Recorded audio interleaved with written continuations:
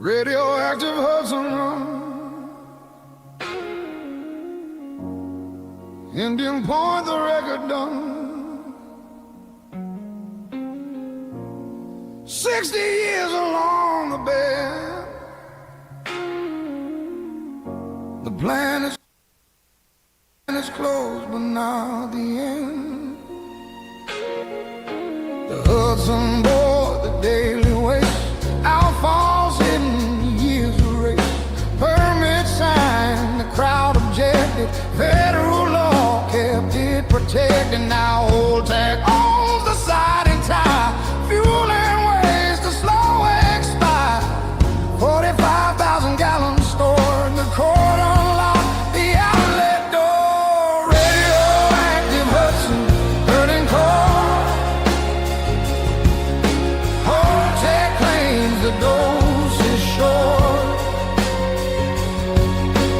45,000 gallons sent away. The Hudson bears it day by day.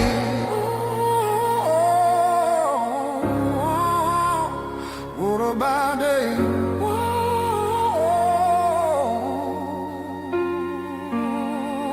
The state declared the bill was passed. Save the Hudson, make it last. But old tech sued, the bench complied. The NRC will now decide. A law once meant to guard this stream was overruled in a legal scheme. Dolphin, surface, sturgeon, swam, milligram counts can't show their path. Radioactive Hudson, hurting core. Old tech claims the dose is short. Oh, 45,000 gallons sent away. The Hudson bears it by day by day.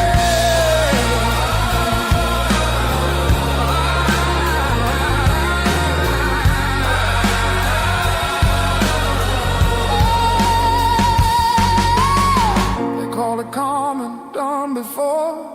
Wastewater carried to the shore. Environmentalists claim it's small, but none of that explains it all. The irony sharp, the ruling clear. Rights revised to serve Holtec here. Radioactive Hudson, hurting core. Holtec claims the dose is short. 45,000 gallons sent away. The Hudson bears it day by day. Say the Hudson, the voice is cold. The river bears the weight of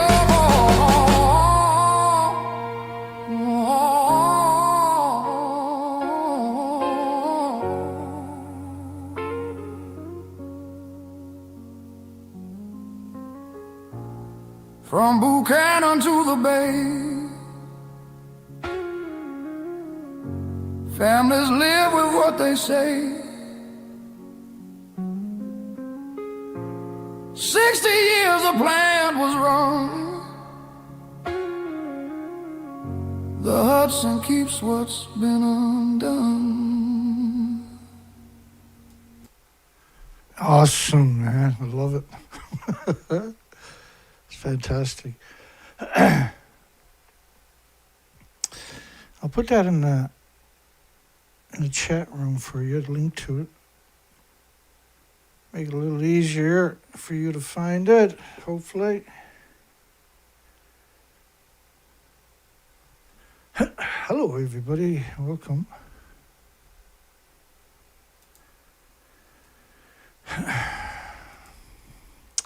Did the world hide, I mean all the media, universities included, every one of them, the Fukushima reactors 1, 2, 3, 4 nuclear fuel pools, they had around 8 reactor cores at the top of each building and 2 fuel pools. That's 8 fuel pools altogether. because it's an extinction event. And so our field studies, our research expeditions, 4 to 5 months a year on the ocean for 6 years, kind of, nobody's been able to debunk the fact that it's extinct. Nobody can debunk that. Nobody's challenged me, and I provided GPSs of everywhere I went. So they had a big earthquake on the weekend of Fukushima Prefecture. I haven't been doing good. I slept all day Friday, Saturday, Sunday, and today. I never left the house. I'm just slowly coming around. I'm not getting any younger. On top of that, right? I got 7 stents in my heart valves. Still got the spirit though, thank goodness. So the latitude and longitude, when I plugged it in, you can see where it's to. I'll get the Geiger counter out of the way for a second. It's around 30 kilometers off the coastline of that friggin' thing right there. And you can pretend that that doesn't matter, but you're not being realistic. That shouldn't be there, my apologies. That should be there. Well, that I got to put that somewhere where I can find it. Just give me a second so I can make sure I can place that where it belongs.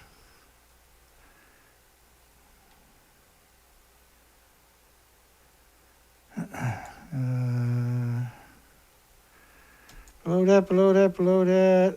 Should have been after this one right here. Before that, somewhere. We'll run into it. I can't remember exactly where I laid it to. I'll put it up here where I can find it.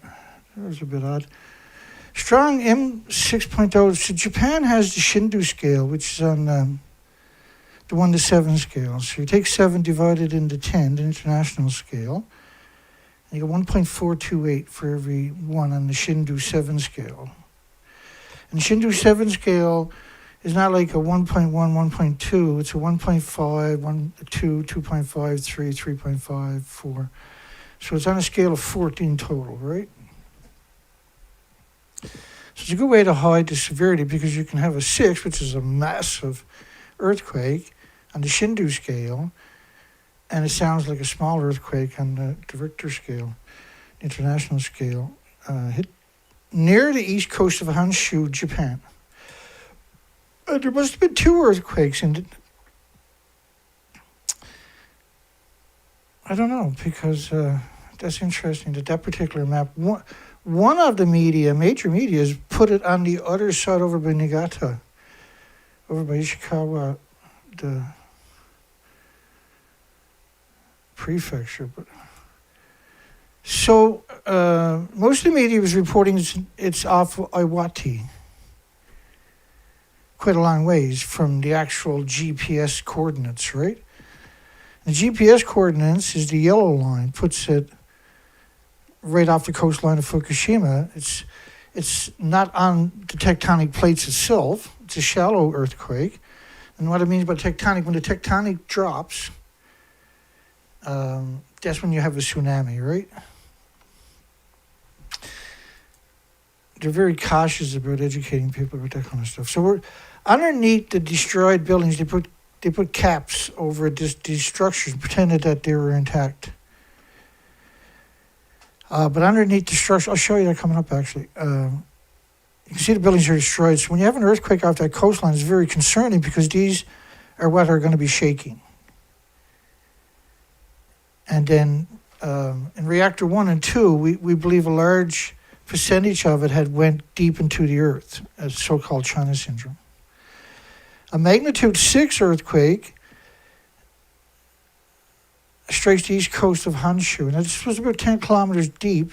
We have different reports, as usual. This report puts it at 10 kilometers. The majority of them put it at 10 kilometers. This media put it on the other side, on the west coast, the opposite side of where it was.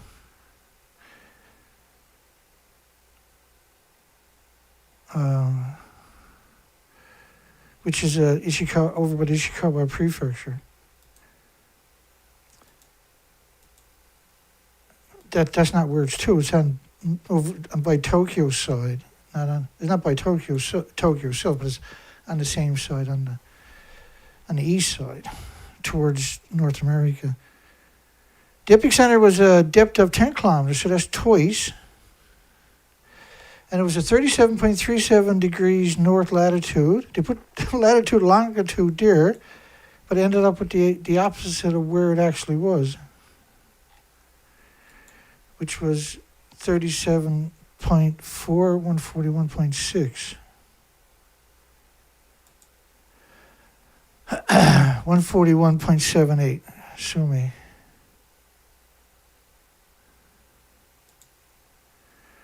So underneath these contraptions, you'll never see these two pictures anywhere else.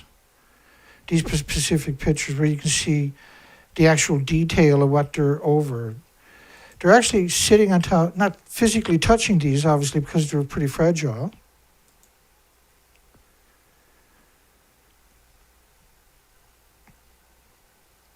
So they put caps over them, and then in 2014 they pretended they were inside of reactor 4, and it looked like that. And then they've done the same thing in 2019 to reactor 3. So reactor 4 doesn't even exist. These were 190 foot, 65 meter, 19-story buildings, 19-story skyscrapers.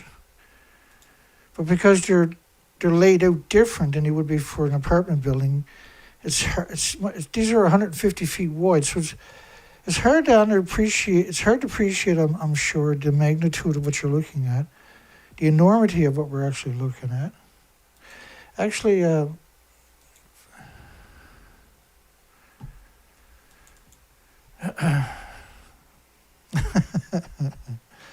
you can do is laugh at the madness, because otherwise you're going to kick the shit out of scientists, right?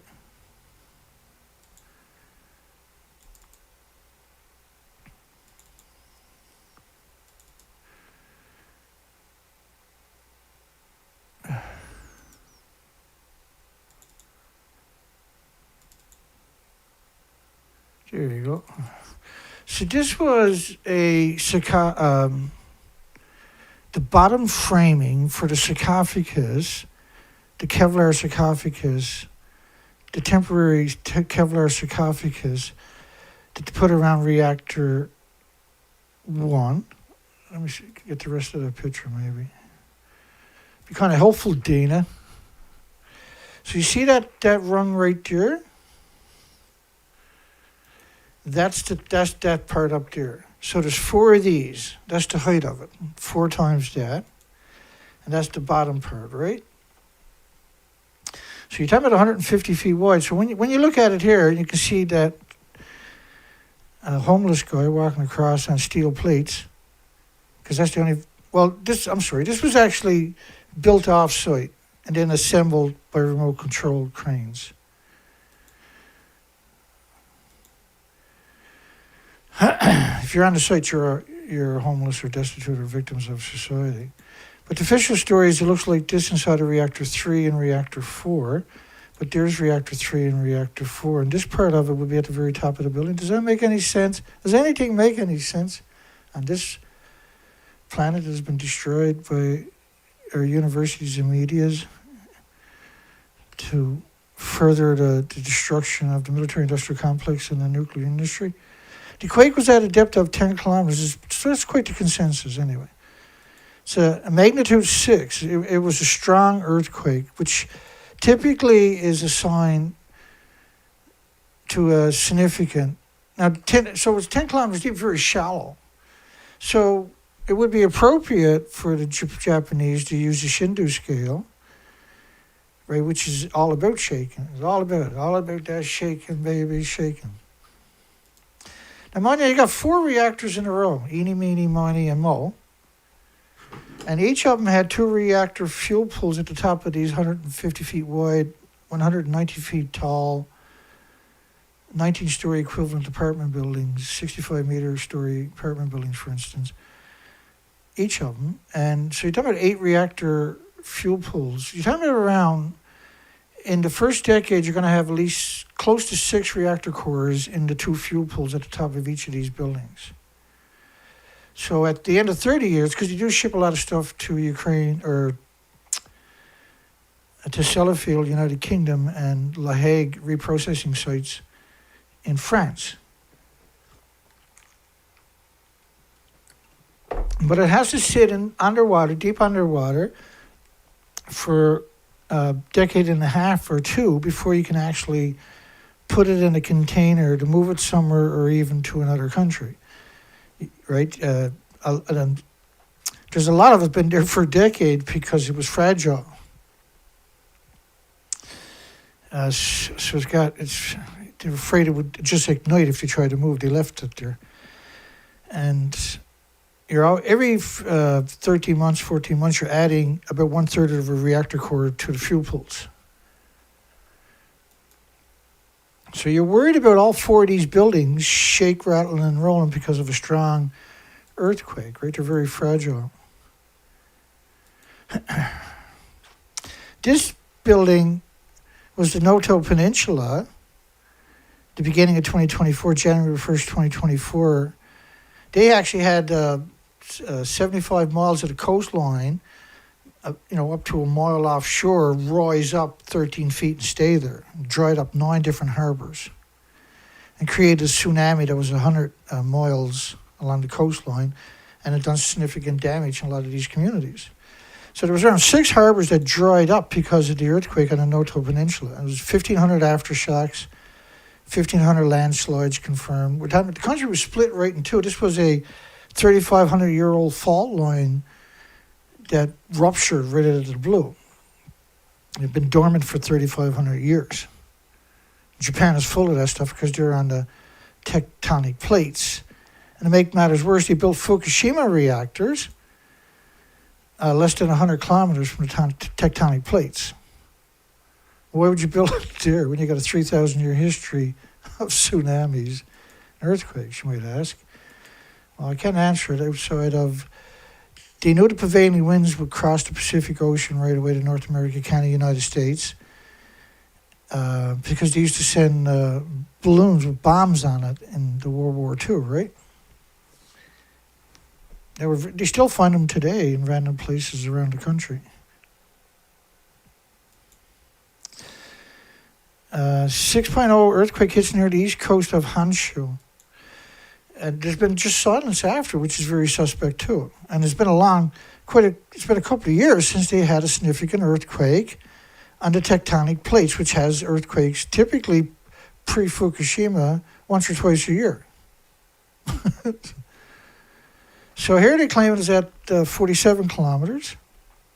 So I know quite a few days have gone by, but this is still an important story. This happened, we have to be concerned about it because the radioactive fallout would be showing up about right now. So if you see a spike in my Geiger counter, like 246 counts per minute, that could be a good indication that it's already here. These are huge numbers. 250 counts per minute are huge numbers. A very strong magnitude, very strong.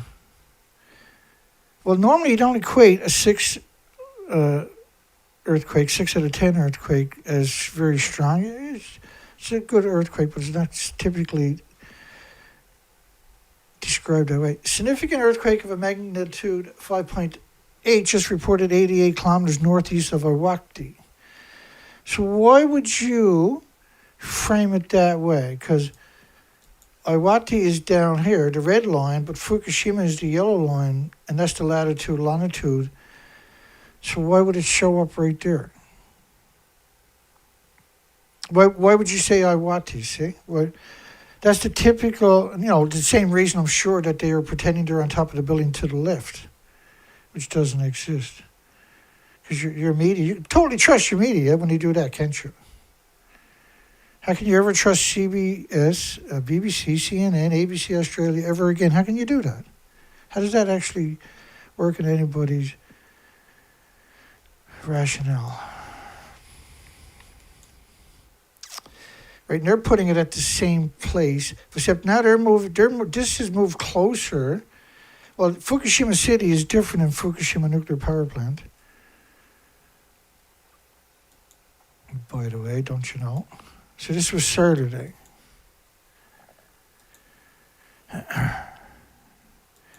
And I tried to do a show last night. I wanted to do a show last night. I had a show ready last night. That's the show we're doing tonight, but I just wasn't feeling good enough to pull it off. And I don't think people realize what it takes to bring all of this together and sit there and tell the story. I can do it 5 days a week typically, but time is catching up, it seems. We've been going over a decade straight, 5 days a week, and you know how it is. You get sick, you start, well, maybe I should cut the show back to 4 days a week kind of attitude, right? But, you know, once it perks up again, I'm 5 days a week. I only take 2 days off. I used to do 7 days a week, but I felt bad for everybody because I don't know how anybody can keep up with me, tell you the truth. Right? Because, you know, it's not like I'm doing a half an hour show or 1 hour show or hour and a half show. I'm hard, man. I'm hard on the nuclear industry.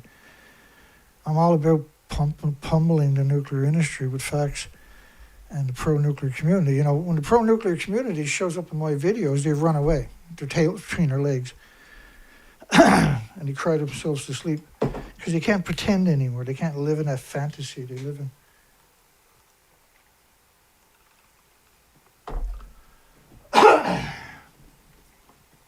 I slept 3 times a day. The most recent time was 4 hours ago. I slept for an hour. I didn't want to get up then. It's not a good sign. 78 kilometers northeast of the city Iwaki.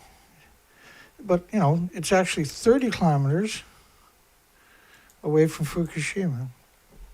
And you got to worry about the reactors, because that's what they look like underneath, the stupid contraption they put over it to manipulate you and deceive you and coerce you and lull you away from being rightfully concerned. So this is how they hit reactor 4. Like that's, you see one of my fingers right there, that's the bottom of reactor 4. You can see the top has got it, and when you see the other pictures, and when you look at that, there's not, you know, there's nothing inside the stump that's left, right? Will you give me that? So, this is a rendition. This is not the real building, right? But I just showed you the real building. So everything is pumped out of this building. There's nothing left in the building. So they put this kind of contraption around it. They built this off-site. Then they assembled it. Who knows how many homeless people died doing that?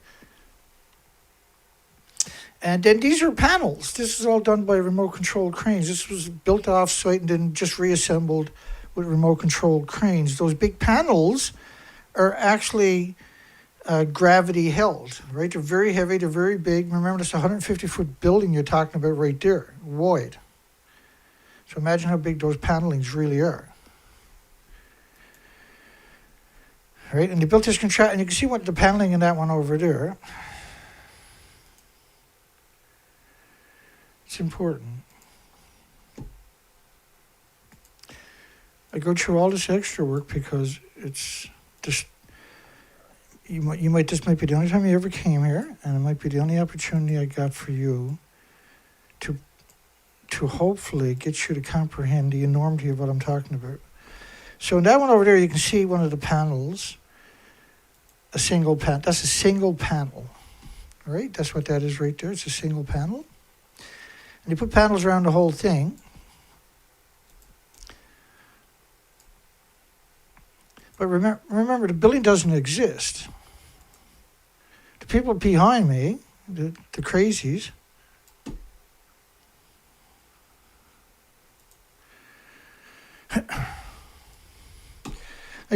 there's nothing, besides being a nuclear meltdown, there's nothing in here. That's the elevator shaft. That's the top of the reactor, by the way. The cover, which the cover was off. And that's the reactor core over there. And they're destroyed that way because they still had 2/3 of the reactor fuel in them. And so if you took that reactor container there, you brought it to New York City and you put it in a square where a lot of people hang out, but you put a building around it so people couldn't see it. Everybody walks past it, dies that day for 1 million years. That's how radioactive that yellow chunk is. These people are pretending that they're up here. These are the major media. Why do you think they're risking telling a story like that? You would hope that that's a pretty risky story. That's why you would expect them never to do something like that, because the other media will call them out. The bloggers, David Icke and everybody else will call them out, right? No, David Icke actually put up Arnie Gunnarsson and Helen Caldecott. Who told you the official cover story? This story. I'm that story. Because that's the real story. It's just like the earthquake was closer to Fukushima than it is to Iwaki. Just because the media told you it was Iwaki, you better double check. Because these buildings blew up. This was Reactor 3. This is a Medusa. If you see it, you die from it.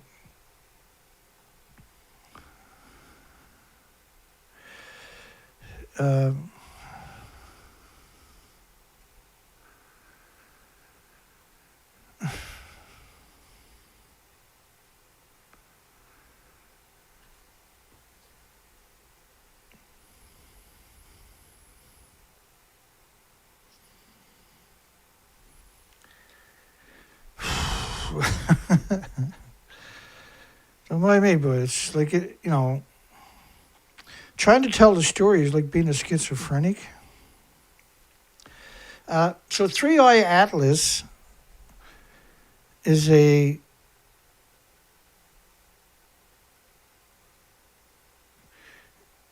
a lot of controversy around it, let's put it that way. So this is a object.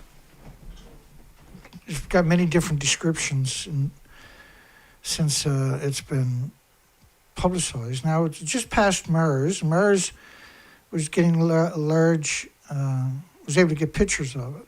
The government shut down the United States, NASA shut down.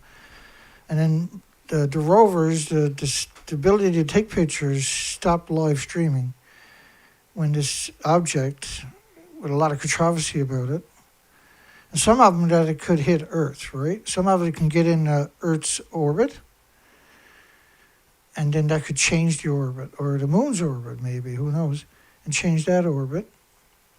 It's the size of New Jersey, allegedly. Then you get different variations from all the different reports. But it is something to be thinking about. Because in the back of my mind, why did Mark Zuckerberg build a survival shelter on Hawaii Island that is considered, by all reports, very massive and very. This could be one of the reasons why they were desperate to get their hands on a small modular reactor, because they might have to go underground. Right. That's to me. That's the reason they want the small modular reactors, not for AI as much as it is because they're worried about an object. They have access to the information we won't. Right. And so this broke the food chain worldwide. We got all the whales now are emaciated. Most of the seabirds are dead. The tidal zones are empty. If you're going to have an apocalyptic event, now's the time for it, because you want to have a chance to store food out in Mother Nature itself. Supermarkets will go down fast, right, if there's actual real threat. And there's a lot of the big space media are covering this in not a very good way. Instead of blowing it off, which is what you expect, they're actually worried about it.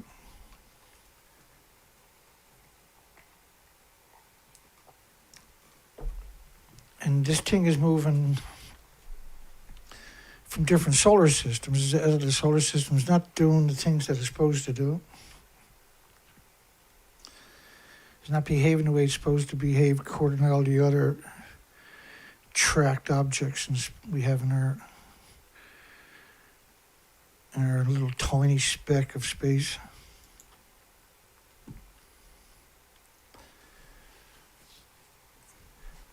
So this was 5 miles, this length right here. And so I over-exaggerated the Iwaki lines and undersized Fukushima lines. So I have 1, 2,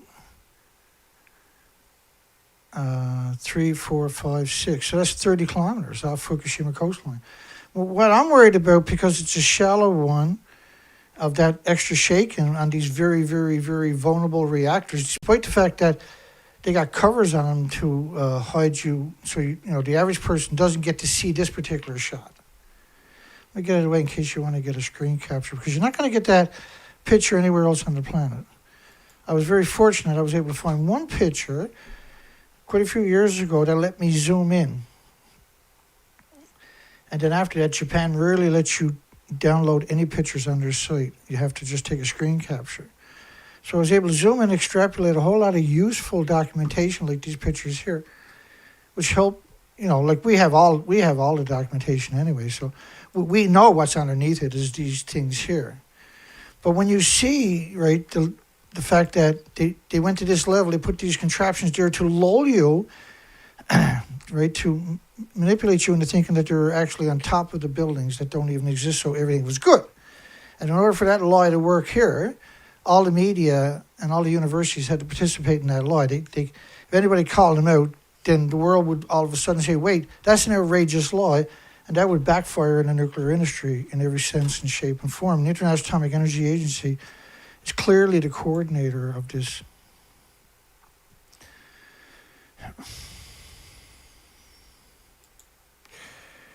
So 5 miles. So 37.4, 141.6 should have been 141.78, I believe it was. There was a couple of different numbers. They're all, but basically the same place. So why was all the media reports Iwaki was off the coast of Iwaki instead of off the coast of Fukushima, which was much closer? These are important questions that nobody else, unfortunately, is going to ask. Thank goodness you did, because now you know, right? Meanwhile, the princesses are visiting Ireland for an art festival. So forget about Fukushima. Forget about their country being destroyed. Let's just pretend everything is okay. That's the problem with these people is they're not willing to fight for their country or protect their country or speak out for their country or stand tall for their country anywhere on the planet. Or you want to see kings and queens and princesses and princes speaking out about reality, right? Their job is to lead you full of fluff and worthless. It's a worthless conversation, see? Might as well talk about who has the biggest toenails than talk about what they talk about. Who's warming the Earth most? Check the top 7 greenhouse gas emissions. And WEON is a very big Indian media that is a lot of scumbag journalists worldwide will publish there. It's got a big audience. And so let's worry about this. So you see the smoke coming out of it is actually huge. Compared to radioactive fallout, it's 100,000 times, the particles are 100,000 times bigger. Right? Because it looks bad. Oh my goodness, look at it. Ah! The world is going to die. We're going to bake like a potato. But this is a plume of 20 days. Anthropogenic man-made is the only radiation, is the only emitter that covers the whole planet. These big plumes, they don't travel very far. Right? Small amounts might travel to the end of the continent, for instance. Radiation after 20 days covers the entire planet. Neptunium-239 decays to plutonium-239 in, what's that again? 2.5 days.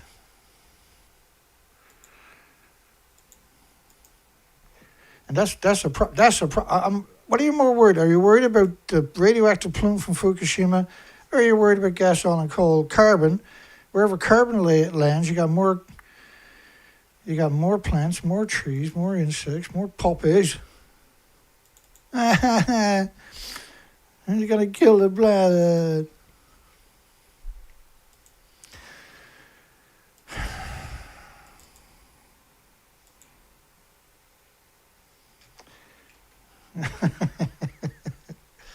I know, Dana, you're some freaking sarcastic.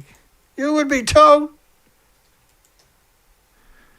wear my boots for a few days, you'll be pretty freaked up in the head. So why does plutonium matter, Dana? Oh, that's a great question. I'm glad you asked that. Thank you so much.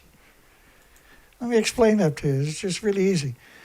This was 144 beagle dogs and puppies. A single manual dispersal inhalation. They're allowed to live out their life. And death from radiation occurred from 1.5 years after the exposure to 5.4 years. So with 1.5 years, they were dying. Tumors of the lungs, the skeleton, and the liver. So 3 tumors from the plutonium. So this plume can cause 3 different tumors in each person on its own, not counting all the other isotopes, just the neptunium-239, which decays to plutonium-239 in 2.5 days, 50% of it. So there's 10 decays, so 25 days. That model is based on 20 days. So 3/4 of the model is plutonium at that stage. And bone tumors, 93 dogs, were the most common cause of death, followed by lung tumors in 46, and liver tumors in dogs, 20 dogs. Tumors in these 3 organs, so 3 different tumors from the same exposure. All of them could be fatal, but the bone got you first. So bone cancer is a pretty terrible way to die. And my apologies to anybody out there whose loved ones or himself have suffered. That's a nasty freaking thing. Bone tumors are nasty. And they say these findings in dogs suggest a similar dose-related biological effects could be expected in humans. Accidentally exposed. This is 21 days. Does that look like an accident to you? How do you not get exposed to it? It was discovered that the human kidneys, by the way, are 50 times less efficient. Right? But the study suggested that humans, the same biological effects could be expected in humans, but humans are 50 times less efficient at filtering the plutonium than a dog is. So you're 50 times more likely to die if you were on this planet called Earth from the fallout than you are than all the dogs that died. And bone tumors were 93 out of 144 dogs. That's not very good odds. That's terrible odds. Well, I hope it goes with a good cancer. Like, what are you talking about, Dan? Exactly. Thank you. A biokinetic model of inhaled curium compounds in dogs. So the biggest byproduct of the radioactive fuel rods, so that plume there's more curium isotopes in that plume than there is plutonium. And that plume covers the entire planet. Okay, bear with me. We're almost there now. Curium isotopes are the major byproduct in the irradiated nuclear fuel rod. Forget the alpha. Right? It's the major byproduct so not plutonium, but curium. So make that model way worse looking than that and then call it curium. But we have the same attributes for cesium, right? Xenon 133, for instance, krypton 85, iodine 129, iodine 131. You can't have 131 without 10 times more iodine 132 and 30 times more iodine 133, which is 9 times more effective ionizing and radiating the thyroid gland than 131, which is incredibly effective at ionizing and radiating the thyroid gland, and the damage is permanent. And it can't travel by itself. So curium isotopes are the major byproduct. They need lead shielding in laboratory experiments, universities or wherever, 20 times thicker than you do for the plutonium, which killed all the dogs in the experiment. Does that make you feel better? You feel better now? Does that make you feel all warm, fuzzy inside? Huh? Well, if you're a nuclear scientist, maybe. That's why the story that I'm telling you tonight is important. So that's why this is the distraction. Oh, carbon! So here's another thing to think about.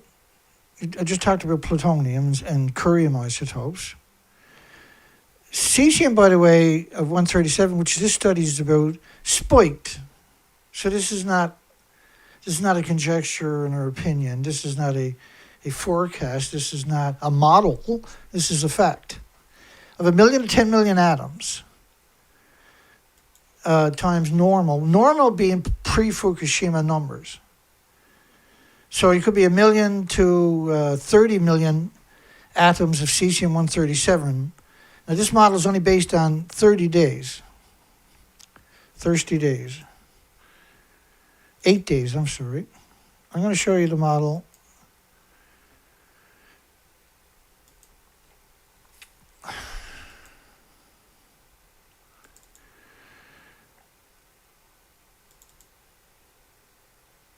I'm going to show you a model based on 31 days. So think of a snowstorm coming out of Japan. That's a snowstorm, and you're at day 10. And the snowstorm, after 30 days, covers the entire planet. You're at day 20. So at 20 days, you cover the entire planet with an invisible snowstorm, but way more physical atoms than snowflakes. The snow never melts, and the snow never stops coming out. So instead of calling it snow, because you can see snow, right? But radiation, you can't see it or smell it or hear it or feel it or taste it or touch it or pick it up, throw rocks at it or perceive it. But it's covering the whole planet in 31 days. Give or take a few minutes.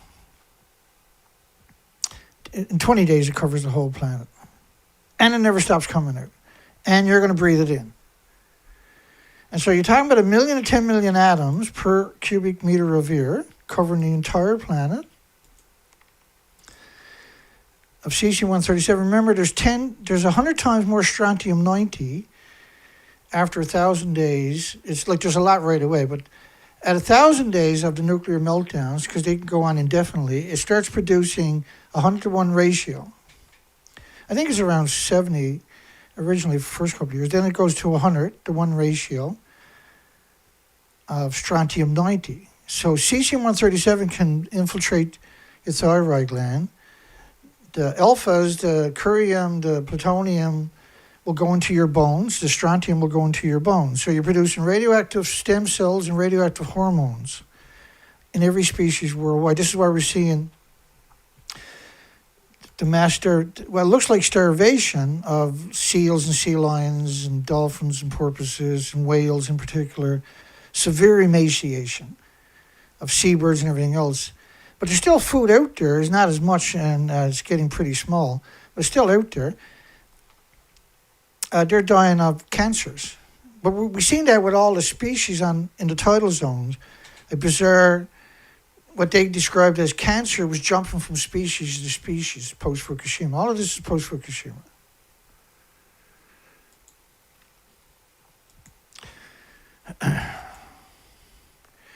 Can nanonuclear energy sustain this price surge? I think that's the one, that was the missing link we started off with. Let me go all the way up here to this filler.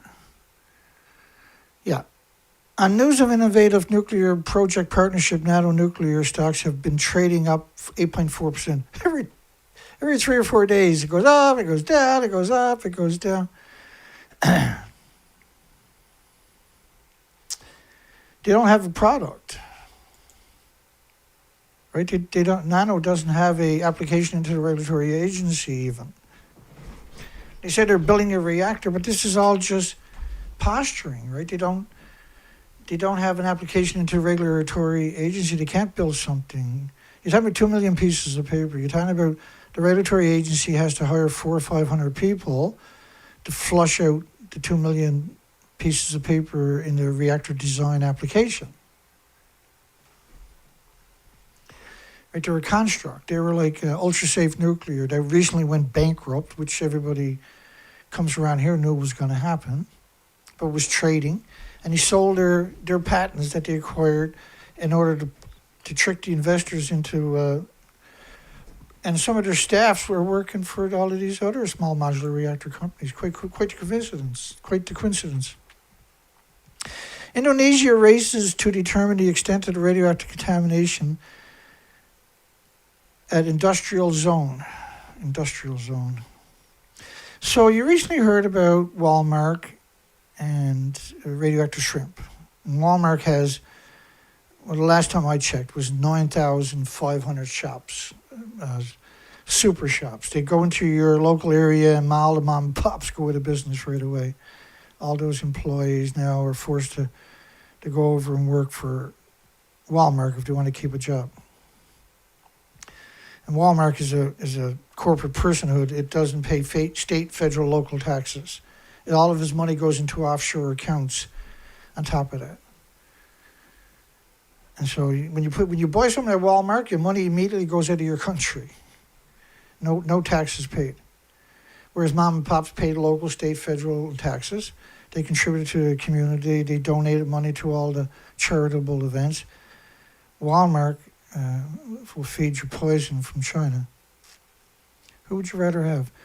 Local official, they found plutonium in every sample. It's everywhere.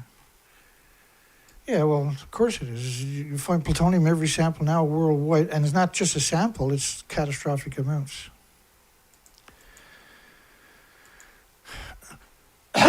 Excuse me. Figurines and protective equipment. You can't protect yourself. You need the plutonium, the curium isotope, you need lead shielding 20 times thicker. These suits can't protect you at a nuclear event because the cesium-137 pulses energy 600 feet. It'll pulse it right through the suit, right through the cup, right through that suit, right through the house next to that, the house next to that, and radiate your loved ones in their bed, and your parents and your elderly. And it pulses 600 feet every second, and the house structure won't slow it down very much. And it destroys your chromosomes, your DNA cells. Scrap metal factory treated as the epicenter of contamination. But what about the radiation that covered the entire planet from Fukushima? So why would you even care about Indonesia when Fukushima is a 100 billion pound gorilla on everybody's back?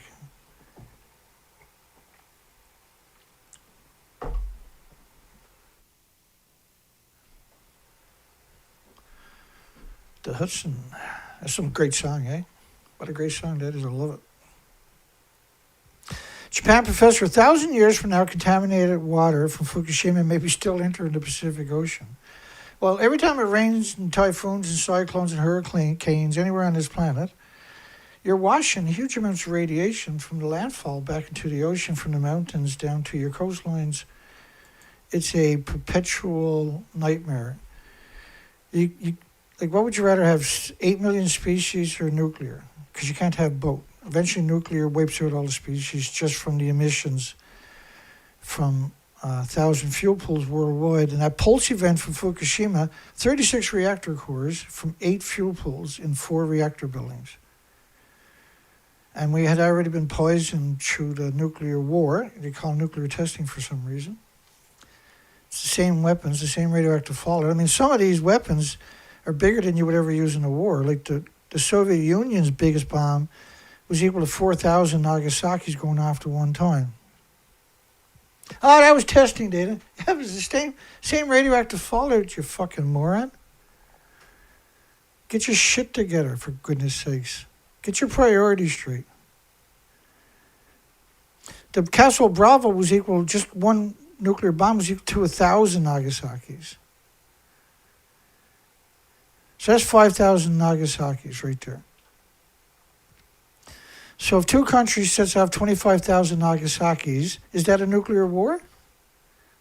If it is, well, how come this isn't? Is the radioactive fallout any different? No.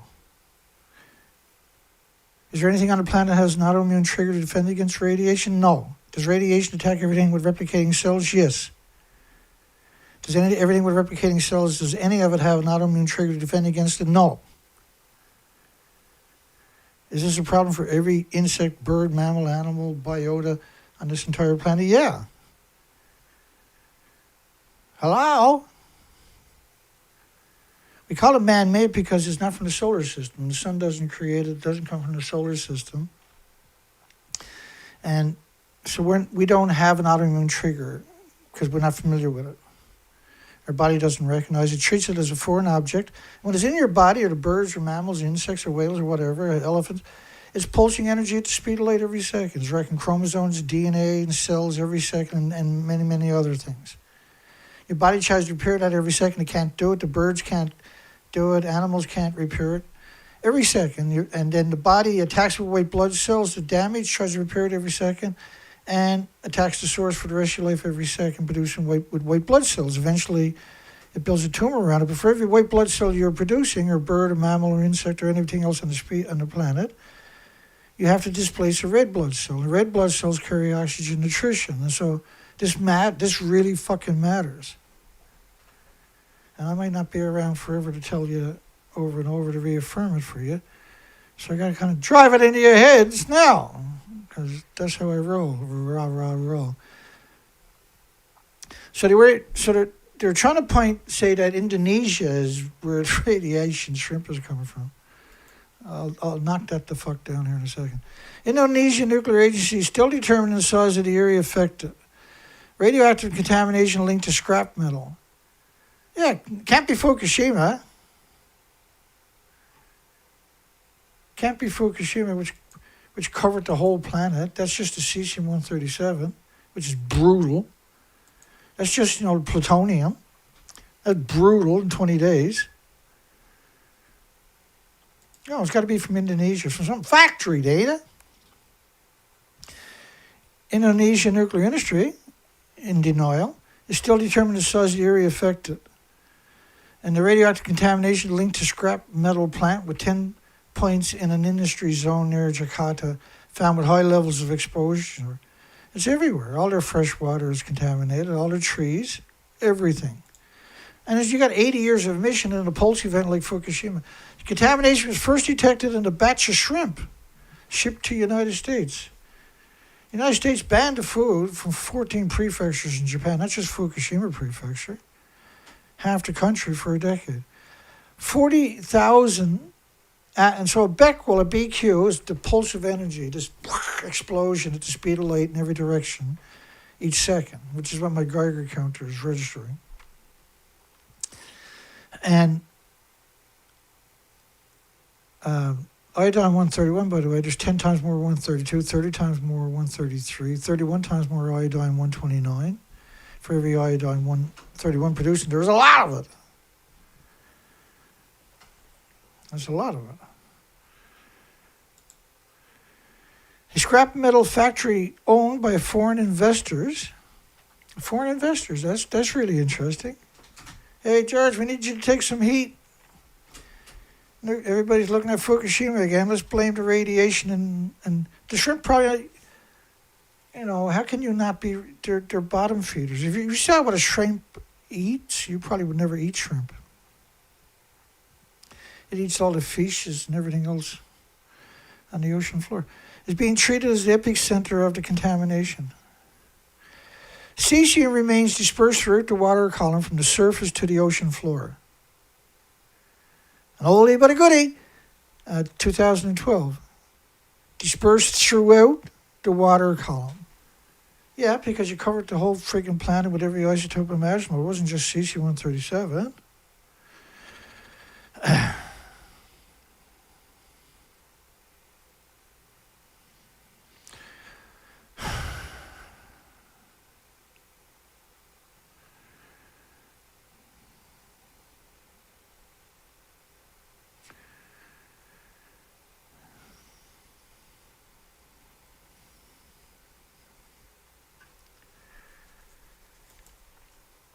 Fukushima radiation still circling the globe 2012.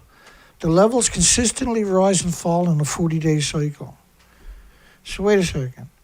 It was dispersed throughout the water column from the surface to the ocean floor.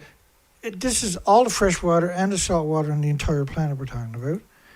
And that the whole planet is circling the globe. The radioactive fallout, as I showed you. Just watch this again. Like a snowstorm comes out of Japan. This is not like a campfire. This is radioactive fallout. It covers the whole planet. You're almost at day 20, right? Almost there. Right here, rather. That's day 20. So this goes all the way to 31 days. That model should just repeat itself over and over and over. All nuclear fuel pools at the top of every reactor does this every 30 days too. So once they originally put fuel in the fuel pool, this is what it done to your planet. They never stop putting it in, and it never stops emitting from your fuel pools. Do you get it yet, what they're doing to us? What they've done to us? Can you imagine how beautiful the planet would look if we never had nuclear on it? How many species you would encounter every day?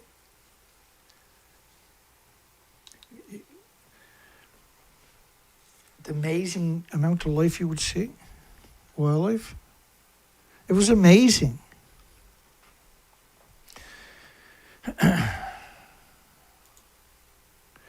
So an invisible snowstorm covers the whole planet and never goes away and never stops snowing. You call it radiation, and then you're actually being fairly honest.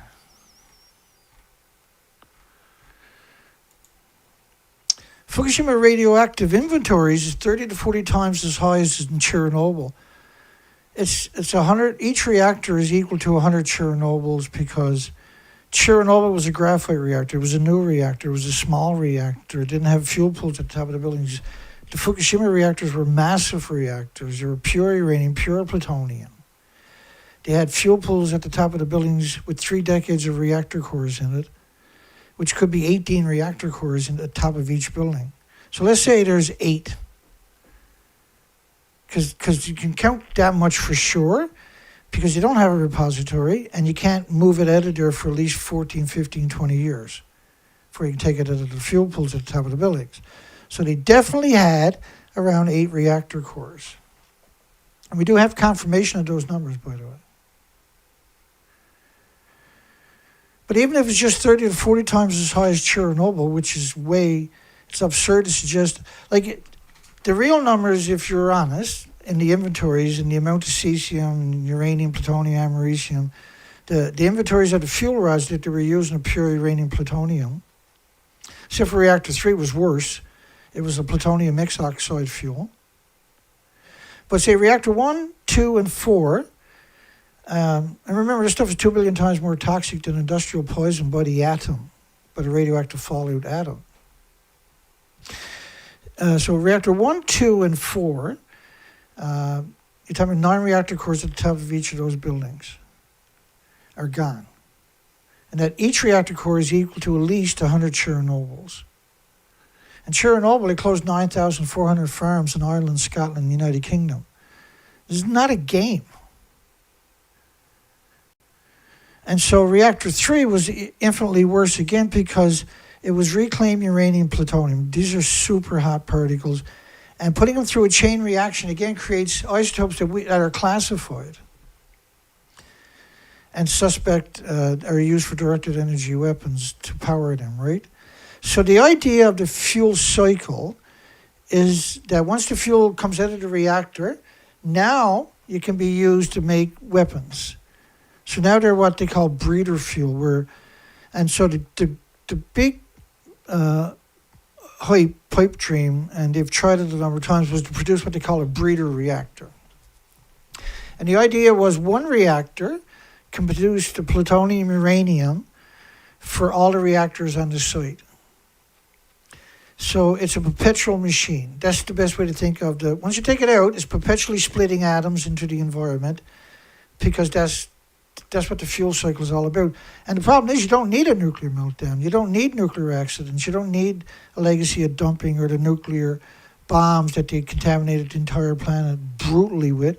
You didn't need any of that. You just need fuel pools strategically all around the planet, splitting atoms directly into the environment. And if you look at every nuclear power plant around the planet, almost every one of them is surrounded by farms. And if you take a satellite picture, it'll scare the shit out of you.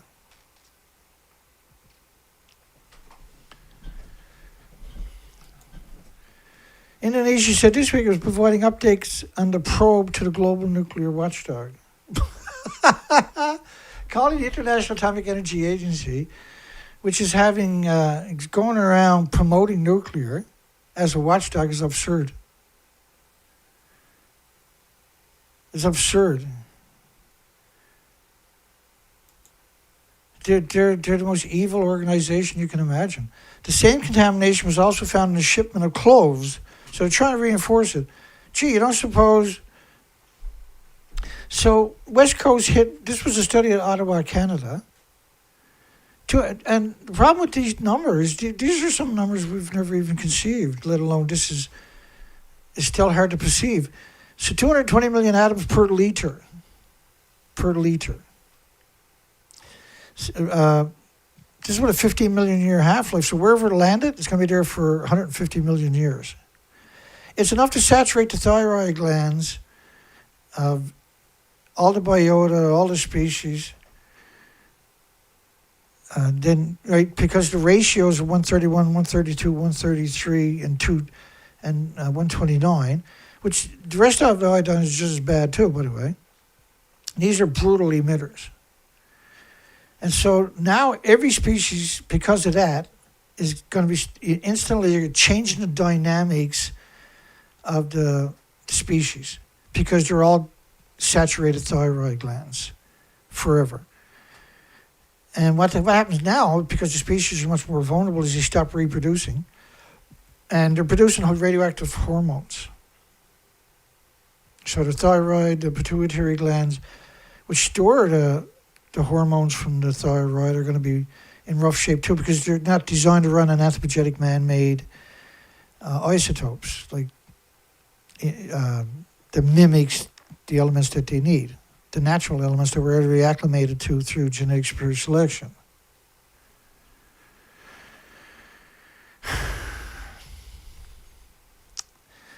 And so this is not, what they got done to us is we can't turn that clock back. We can't change what they got done to us. The species will disappear. The majority of us will disappear. And so they, the best thing can happen to them is they can have a massive worldwide war or a big meteorite coming and disrupting the whole ecosystem. Right now you see them panicking worldwide for digital ID. All of a sudden worldwide we see them all going for this digital ID.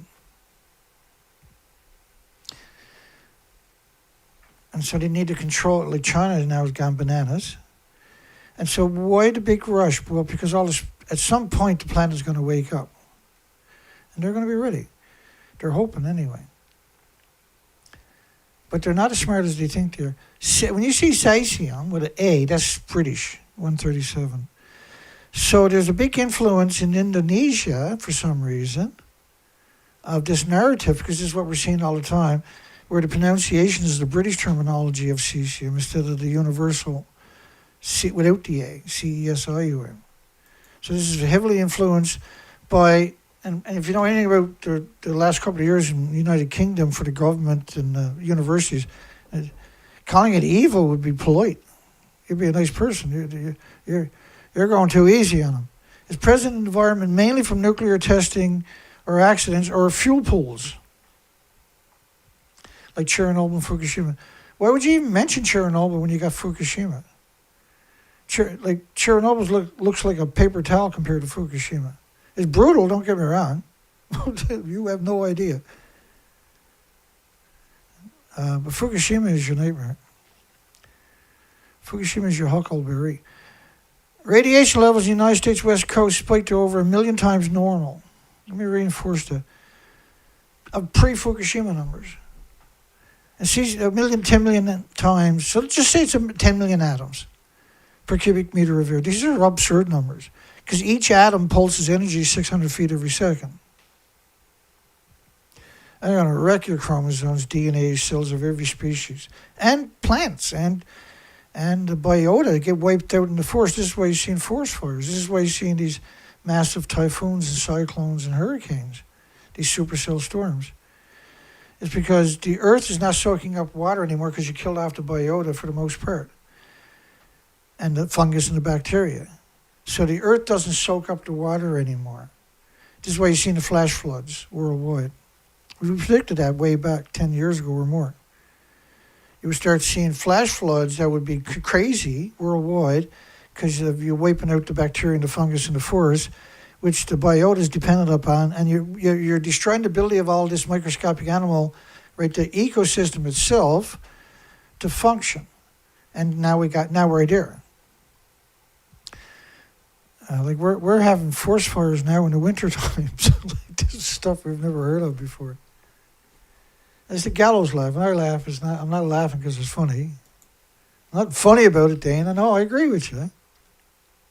It's the gallows laugh, because if I don't laugh, I'll scream and break something and cry maybe. Indonesia has no nuclear weapons or nuclear power plants, so na na na na na. Yeah, but Fukushima happens. Their pinhead.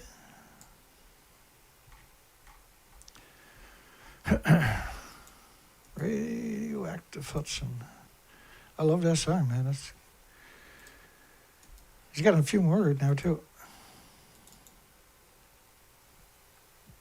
So an invisible snowstorm in less than 20 days covers the entire planet and never goes away, never stops. The radioactive plume covers the whole planet in 20 days. This just cesium got 300 plus year lifespan, 30-year half-lives. You got any idea how much trouble we're in? How late it is? How deep the hole actually is? Decontamination measures were being taken. Let's pretend Fukushima never happened. Here we go. And special equipment used on trucks entering and leaving the shore are free of contamination.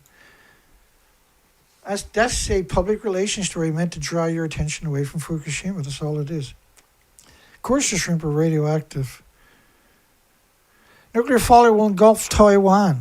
Like that never happened, apparently. People should stay home and throw their clothing away and get showers and wash and scrub everything. Editorial, why aren't lessons from Fukushima disaster being used in the draft energy plan? As if they don't understand what took place. Again, here's another picture of another useless puppet. Now, he just stepped down, right? Or got removed. Now they got a female Japanese prime minister who loves nuclear to pieces. Loves nuclear. She's kind of like the guy who's in jail from South Korea president. Yoon. The first day in office, he went to a nuclear power plant and got his picture taken. I wonder who runs that country. Just tolerate me for a little bit longer here. I'm looking for something to go with that picture. And Lord knows I got lots. I got to add it to my collection now anyway, because that picture is a pretty common picture. If you're a prime minister of Japan, you got to go get your picture taken. You got to get in front of a green screen and get that picture jibbied up, right?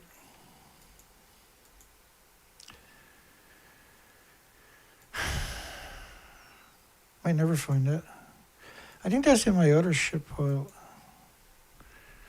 Hang on.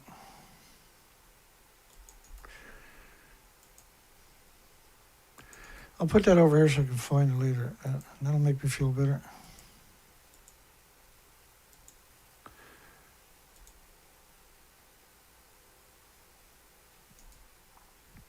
And the whole industry is insane, boy. The Canadian, just the Pickering plant in Ontario, is enough plutonium for 11,000 nuclear missiles. Yeah, all the prime ministers go. We got a whole collection of prime ministers stood up there. But see, I work with a camera a lot, like sickening amount. And we on the 6 years of research expeditions, I took 250,000+ pictures, not counting underwater footage and everything else, just pictures. And you see how the back is really fuzzy, but not properly? It's a low grade and they're a high grade, so to speak. That's a very hard technique. And they've been doing that the whole history. Every camera they've ever used here takes that exact same type of picture. It doesn't work that way. If I went there and tried to take that picture, there's no way I can make it look like that. Because my cameras are actual real cameras, not green screens.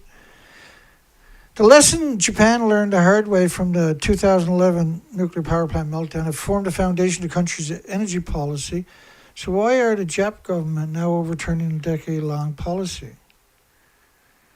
Decarbonize, which is UN, right? It's a UN military-industrial complex policy with no sovereignty over any country, but yet is dictating what every country does. And is now, like the World Health Organization now, is dictating everybody's freedom worldwide. And next generation innovative reactors that don't exist. Why not use geothermal? Well, Dana, all the geothermal wells are used for resorts now. Well, just drill holes, stupid. You don't have to go to the current, the legacy geothermal pools. You just dig down, stupid.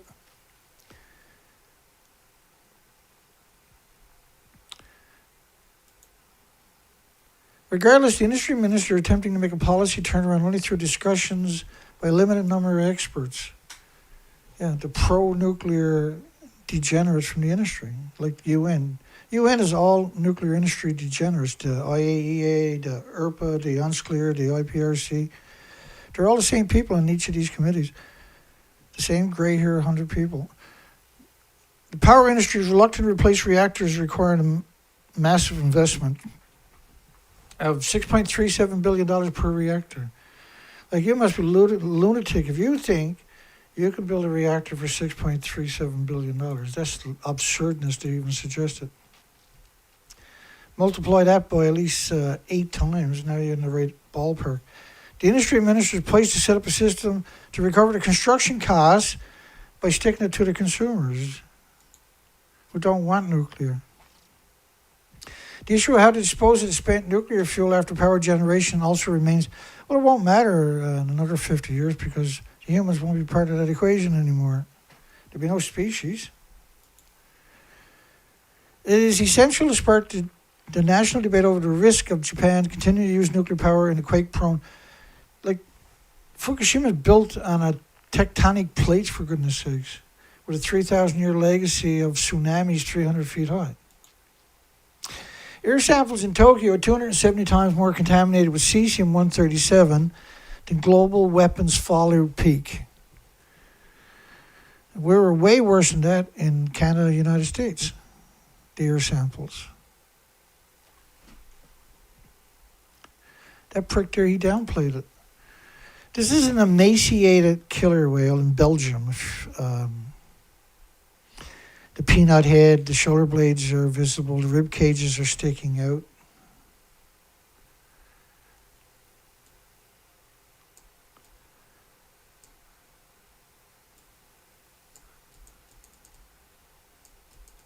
This is stuff we have never ever imagined.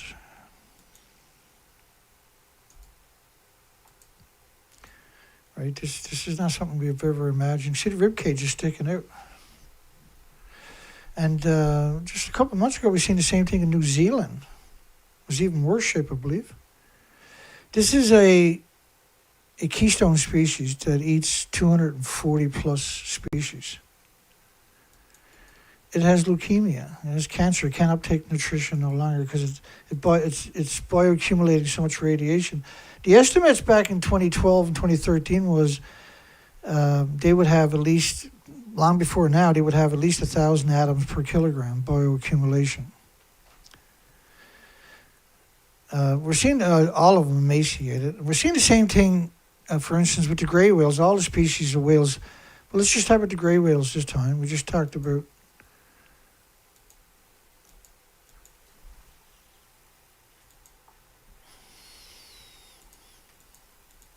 just show a few more pictures of the killer whales first before I jump to gray whales. See that rib cage and the shoulder blade, the peanut head?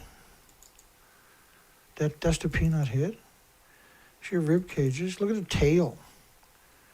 Razor thin, right? Rib cage is sticking up.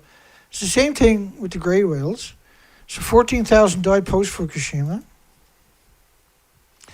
13,000 gray whales now migrating north from Baja, California. This was a few months back. Are in such poor shape due to feeding conditions. No, well, not feeding. They haven't found food. They didn't find food any last year. The whales were already emaciated last fall when they began their 12,000-mile migration to breeding. They had no surviving babies. The whales we are seeing are extremely emaciated. Extremely emaciated, like the killer whale I was just showing you. So 13,000 left. They were emaciated last year on the migratory north. Now they're headed south, or now they're headed north rather. They were south last year. No surviving babies. Made the southerly trip, first time in history. They have bulging ribs with shoulder blades and vertebrae, visible even from the shore. They're so emaciated you can see their shoulder blades, the peanut head. Same as the killer whales.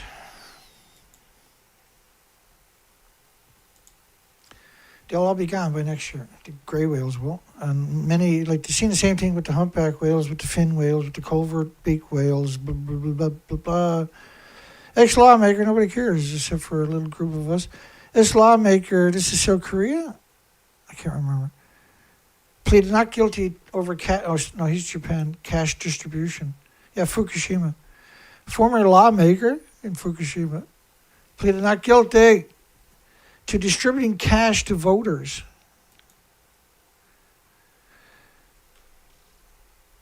Violated the public office's election laws by distributing 250,000 yen in cash as participation fees to people related to 27 organizations.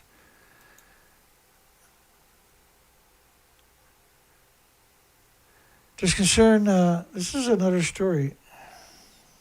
I got the story down below. This is a JPMorgan Chase. There's concern over enthusiasm for nuclear energy might have gone too far. Think about that statement. We spend so much time on nuclear that I've become worried that maybe we're over-indexing the problem. Well, they're promoting the small modular reactors that don't exist. That's what they're talking about.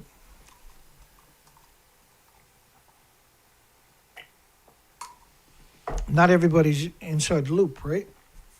But the 14 biggest financial institutions, the Conference of Parties 28, UN's Conference of Parties 28, had all conspired to prop up the small modular reactor industry. And we didn't understand what they were talking about. It turns out what they do is every 2-3 weeks they're buying 6, 7, 8, 9 million shares each, rotating, right, the 14 biggest financial institutions. 3 or 4 of them will go out and buy 4, 5, 6, 9, 10 million shares of a small modular reactor company. And the investor doesn't understand what happened, only that the stocks went up. So that the typical investor who worked hard for their money all their lives will start throwing money into that and it'll keep rising. And you might even throw more in there. And other people will start, all the mom and pops will start investing in it because it's getting all that hype. And then the hype, the bottom gets pulled out because the financial institutions, once the stocks have climbed to a certain point, will pull their money out and make a profit, which is the hard-working investors' profits. So they steal 30% or more of the hard-working investors' money, who panics and pulls their stocks, and you'll see the shares tumbling in Nano and NewScale and the rest of them, and it's rinse and repeat. It's a Ponzi scheme. Apparently, it's endorsed by the stock market. They don't care. Clearly, they're in on it. Nuclear power is having a moment in the U.S. For a couple of weeks, after being largely stagnant for decades. The industry has been reignited by the insatiable demand for energy to power data centers that don't exist. Well, why not build something else? Why not use geothermal? Why not come up with their own solution? Why does it have to be? Why do they got to develop fusion and small modular reactors? Right, because the idea is to promote the investment. That's what all of those stories are about. And JPMorgan is like, maybe we're spending too much time on it. Expectations of a nuclear renaissance have sent stocks soaring. There is no nuclear renaissance. There's a ripping off the mom and pop investors renaissance, but that's about it. Shares of nuclear energy startup, Oklo, have surged 500% this year. They don't have a reactor. They don't have an application to the regulatory agencies. So there's no hope of a reactor.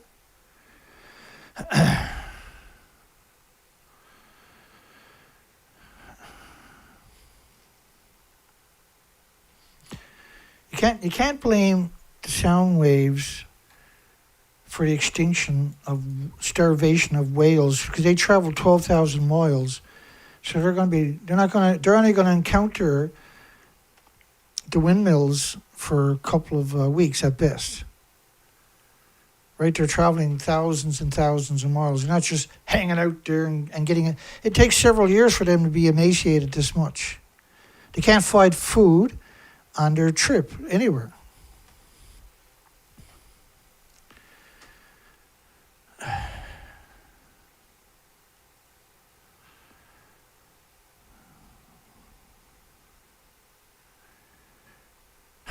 Hello, everybody.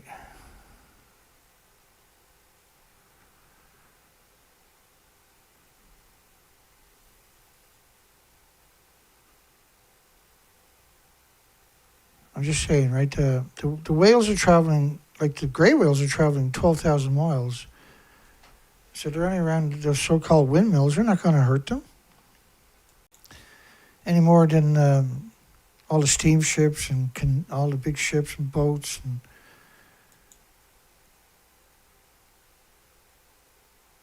everything else, right? They lived in harmony with them for 50 years, 60 years. There was no adverse side effects with the ships and everything. Right during the First World War, the Second World War, we didn't see mass strandings. Now we're seeing starvation and mass strandings. Nuclear is almost certainly going to see a renaissance, but it's not. How can it? Why would it? There's geothermal. You don't need nuclear. There's 660 gigawatts last year. Right? They expect that to grow by 40% this year of solar. That's 3 times in a 12-month period, or 5 times in a 2-year period, the total capacity of nuclear worldwide in just solar.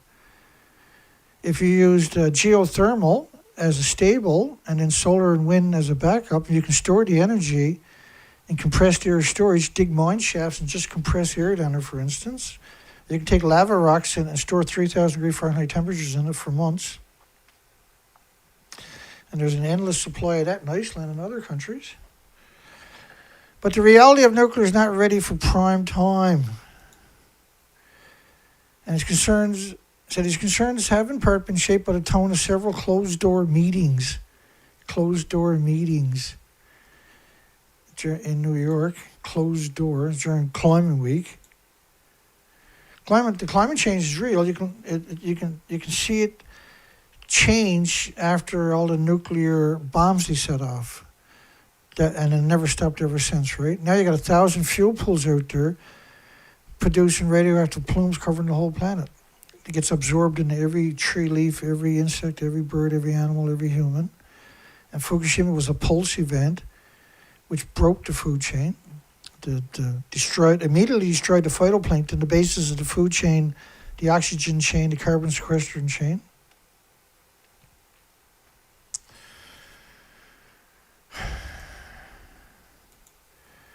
Did the world hide the Fukushima reactor 1, 2, 3, and 4 nuclear fuel pools? So there's 2 fuel pools at the top of each building melted down with decades of reactor cores because it's an extinction event. Yeah, it's an extinction event. We're seeing all species of whales worldwide with the same attributes. They're severely emaciated. Because like the radioactive fallout broke the phytoplankton, the basis of the food chain, the oxygen chain, the carbon sequestration chain, lives at the surface, right? And so that's the first to be affected. And a lot of the big whales, like the gray whales, and which is the second biggest whales on the planet, for instance, is dependent upon that. So the bioaccumulation is brutal. Newer technologies intended to address some of those issues remain unproven. Well, they don't exist. There is no small modular reactors. The Canadian small modular reactor is going to be a 240-foot skyscraper. They're going to put half of it underground to fool you, but still 12 stories high.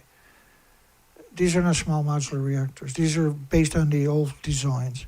Urge caution when it comes to expectations around small modular reactors. JPMorgan is like, don't careful. Which can be built in factories. They're faster and cheaper. They're produced in their larger counterparts. Well, you can't quantify that assertion when you don't have them. And then the scaling right, where they were going to build, NuScale was going to build 10 of them, right? That was going to cost $10 billion more than a conventional reactor. It was only going to be half the megawatts. So what's the point of it, see? It's just a fantasy, and they looted the poor investors who are suing them, right? Despite the support for small modular reactors, the technology is probably still a handful of years away. Like, it's nowhere. There's no supply chain. They don't have enough welders to even deal with the reactors that they got in the pipeline already. Right? They don't have the precious metals. They don't have that. Like a large reactor needs 1 million companies in the supply chain. The material for the large reactors is not going to be appropriate for the small modular reactors, and then the fuel that they want to use, the high-grade, high-assay, is plutonium mixed oxide fuel. In order to be able to get some extra power out of it, they're going to use the worst fuel conceivable, which is illegal in Canada, which is illegal in the United States, which is illegal in a lot of countries. So they're just changing the laws to accommodate it. But do all you want, you still don't have the supply chain. You don't have the infrastructure. You can't even build one, let alone your fantasy. What are you going to do? Put thousands of small modular reactors everywhere? What are you, nuts? You're going to put them on ships so you can have floating Chernobyls everywhere? Fusion is likely more like 200 years away, not 2 handfuls of years away. Like 2 handfuls, 10. Like they're purposely trying to be as vague and stupid as they can be. And lucky for them, they're really good at it. Bloomberg Intelligence forecasts that only 9 gigawatts of new nuclear capacity of any type will be added in the next decade. That's less than 1 a year. 9 gigawatts. They're expecting 900 gigawatts of solar this year. Geothermal is about to take off. If you took the hype and energy and put the stock market behind geothermal, we wouldn't have to worry about nuclear. We wouldn't have to worry about coal. We wouldn't worry about gas. Wouldn't have to worry about oil plants. We just go geothermal. And you can supplement it with storage and solar wind. And why would you even put the words batteries into the equation when you can store it with compressed air storage? But they have 10 gigawatts of compressed air storage places now. You just pump air down the mine shaft. That's stupid. We got to come up with some technology, Dana. We got to go back to the old days where we used to burn people at the stakes publicly just to stop the crazies from destroying humanity. Meanwhile, it's not clear that nuclear power will be able to add enough to the energy mix to meet the demand generated by AI. It's not clear. It's delusional. About 72% of the respondents to a recent BI survey seeing gas as critical to powering the AI data center.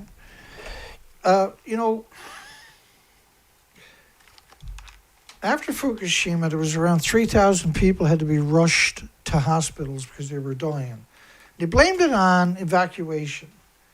And you'll find endless stories produced just to pump that narrative out there. But we've had tens of millions evacuate for supercell typhoons, supercell hurricanes, supercell cyclones post-Fukushima. We've never seen those attributes again, just when Fukushima happened. So when Harvard had done a presentation, had made this interesting remark of radioactive fallout. Remember the communities they were evacuating? A lot of them were too late. However, there is still sufficient activity that fatal dose from plume exposure could still occur for a number of kilometers, perhaps 10 or more kilometers downwind. This is very...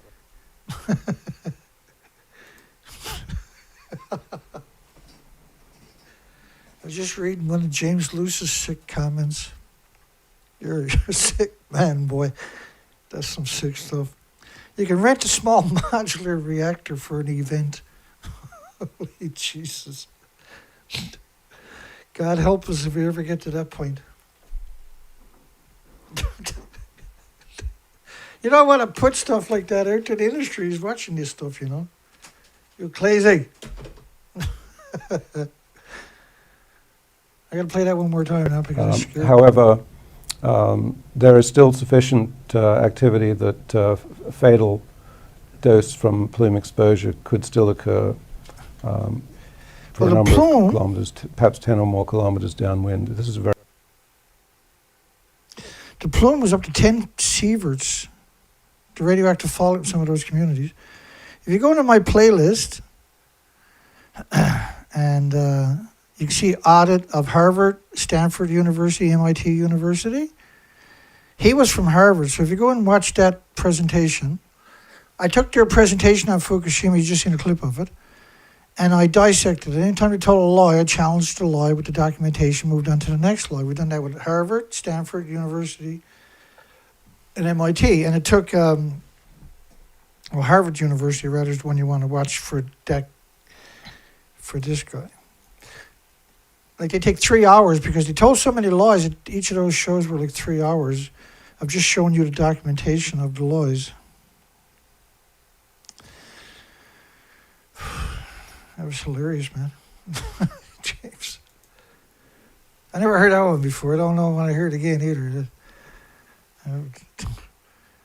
It's funny, but not in a good way. The 3-day event is set to take place at the township's recreation complex and have about 100 participants from throughout the region. 100 participants throughout the region. So this is a sick and twisted and soulless nuclear industry. 3-day, this is Canada. Now Canada, the nuclear industry had, it was $26 billion. And that was 24 years ago, 25 years ago. And they just sat on it for 25 years, and they're going to sit on it for another 20 years before they spend it. Anything. But they never grown a cent of interest. Not one penny. On $26 billion in 26 years. And so they buy off these little communities, right? And this is where they're going to put their Canadian deep geological repository for the fuel from the Canadian CANDU reactors. So what they're doing is they're going to build this massive 100,000 square foot center to bring kids there to get them trained to deal with nuclear, to work in the nuclear waste industry, because they want their children working there, right? This little community that has nothing now was given a lot of money. Every year they were given like $1 million for the town council so they can buy this or buy that. No, don't worry about it. You don't have to tell us what you're doing with it. And they give the local hospital $500,000 here, buy them this, buy them that. And any charitable organizations, they just throw, instead of typically raising $400, they raise $40,000 or $400,000. They just bottom out, right? The whole communities just threw money around, and then they, well, we're gonna have to cut off the money because we think we're gonna go somewhere else. They're like, no, we'll vote, yes, we'll do it right now. There was one community there. He said, well, the people don't even want to vote. We'll just vote here in the town council. And they just voted yes. It's just like we covered it when it was amazing. Giving the region's youth at least 15 years to start building the qualifications needed to take advantage of it. So they got to get them when they're really young. So as soon as they come out of school, they can go to university and then go to work at the nuclear industry disease factory known as a dump. Everything is repackaged. And this is one of the biggest farmlands in that part of the country, of course. The job the facility would create, well, they're going to have to make a lot of money because they got to pay for their tumors and everything else eventually. The Township of Ignace and its Community Engagement Committee. A Nuclear Youth Symposium will take place November the 18th to the 20th at the English Recreation Center. Skills Ontario, a 3-day event. Now, Skills Ontario is a non-profit organization, no doubt set up to do exactly this for the nuclear industry. It's really something. There's immersive experience for approximately 100 high school students, educators and others. 100 high school students. Because the students don't know anything about nuclear wasteland, nuclear waste or radioactive fallout or fuel or anything else. So get the most vulnerable of society to work there. Nuclear power role in Canada's clean energy transition, said the release. It's the dirtiest, literally the dirtiest technology you can imagine. And Vince Polka, right, we've covered him quite a bit, the regional spokesperson for the Nuclear Waste Management Organization in Ontario, Canada. He's despicable. He's an actual predator. It's kids in high school today that really will be in the prime of their careers that could be working for us. Vince the monster. Vince said if if one of the trucks that are bringing fuel rods tips over and it spills on the highway, you can just pick it up, put it back in this container and ship it on. There's no big deal. Of course, it catches fire as soon as it's exposed to oxygen. The industry-funded agency. The industry-funded agency, so you've got the worst people on the planet with a horrific legacy are in charge of the nuclear waste. It's called evil. That wants to build the underground nuclear waste repository west of Ignace will be sending experts to the Symposium. We'll be sending experts. A lot like Ponca. It's important for the Nuclear Waste Management Organization because as young people, there will be the future potential employees of this massive disease factory.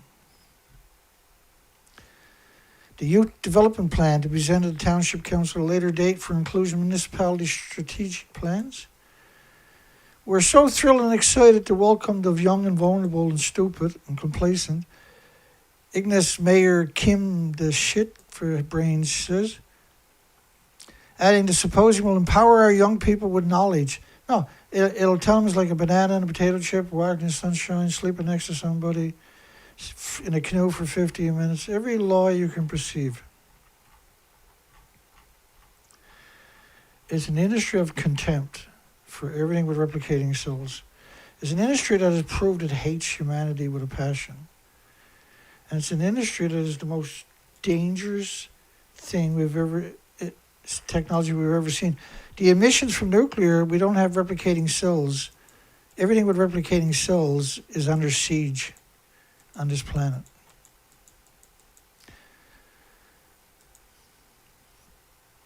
Will help shape the future of used nuclear fuel in our province and country.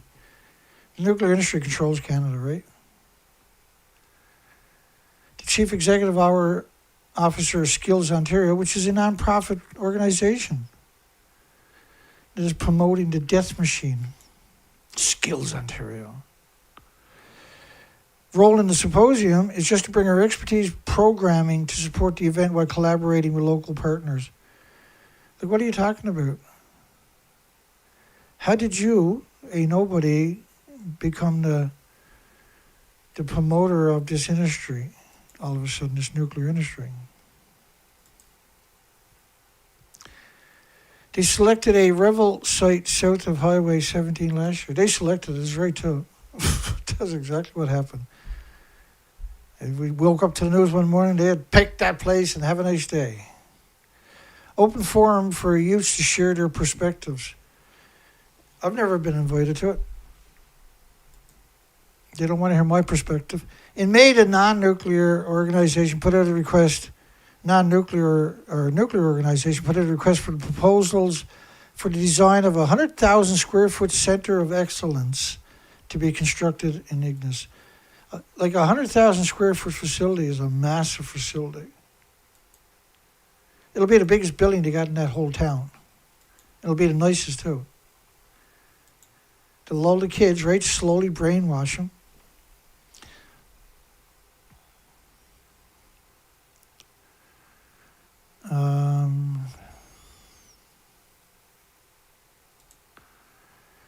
The size of a Manhattan city block.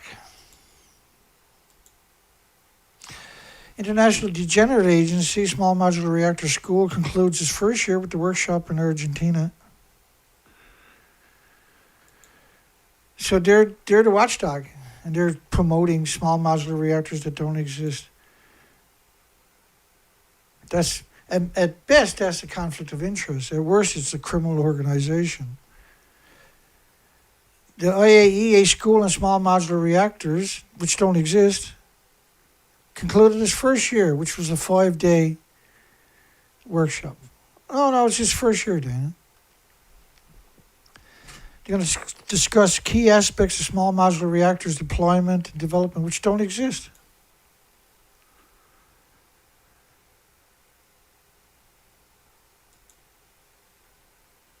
And 50 participants from 10 countries and regions. The biggest donor to the International Atomic Energy Agency is Japan, by the way. There's 190 countries that are required to donate to them huge millions minimum every year. Lectures on small modular reactors, the International Atomic Energy Agency staff delivered. It's something that don't exist. These are the worst humans we've covered absurd amount of times. Nuclear energy, particularly small modular reactors, increasingly recognized as a valid and beneficial alternative for the energy transition. But why, you're still 50 years away from it, same as fusion. You got 50 years behind you, and you still haven't managed to develop it. You haven't even looked at geothermal. There's no United Nations geothermal department down there. The Small Modular Reactor School is part of a wider package of International Atomic Energy Agency support, including the Small Modular Reactor Platform, Nuclear Harmonization, Standardization initiatives, which assist countries in building the infrastructure needed for small modular reactor development, deployment, and oversight. So they're a nuclear lobbying group. That's what a nuclear lobbying group does.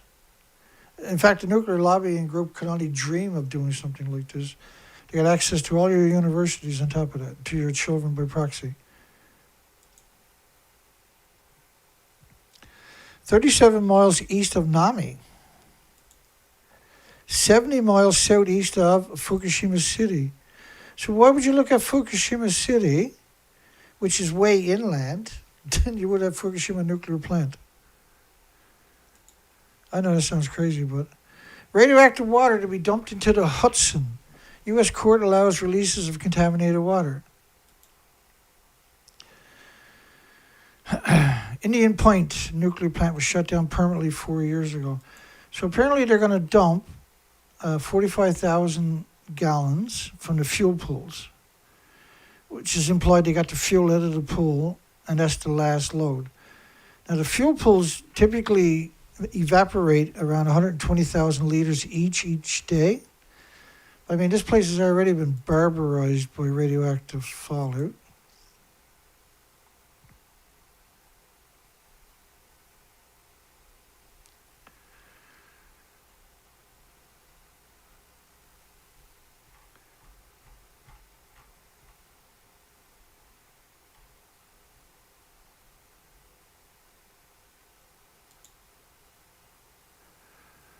How nuclear kills fish. So just bear with me 1 second. James actually put out a song. I want to hear it again because I've been singing it in my head all night. Radioactive Hudson. I put a link in the description earlier to that song. Let's play a little bit of it anyway. This is about the same subject.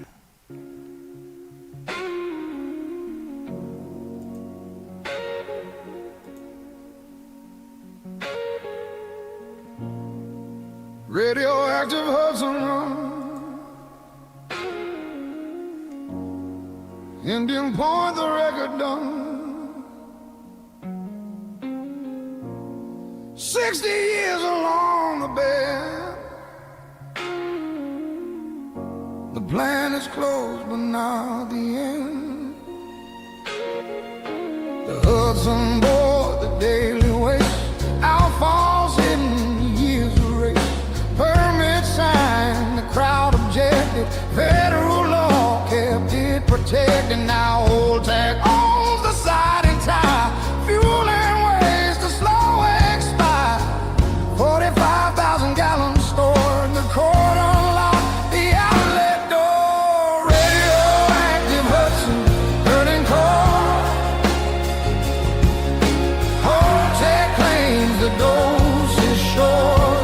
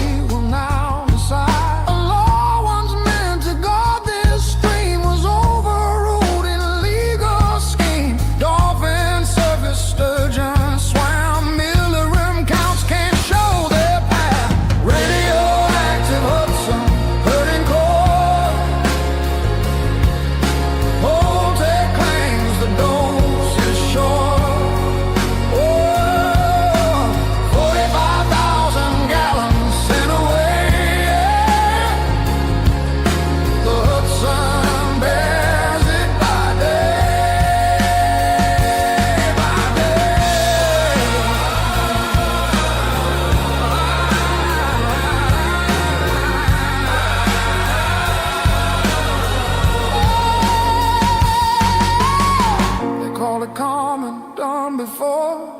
Wastewater carried to the shore. Environmentalists claim it's small, but none of that explains it all. The irony sharp, the ruling clear, rights revised to serve Holtec here. Radioactive Hudson, hurting core. Holtec claims the dose is short.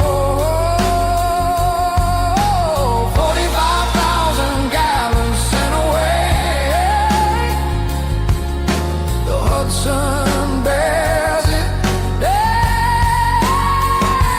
by day. Say the Hudson, the voice is cold. The river bears the weight of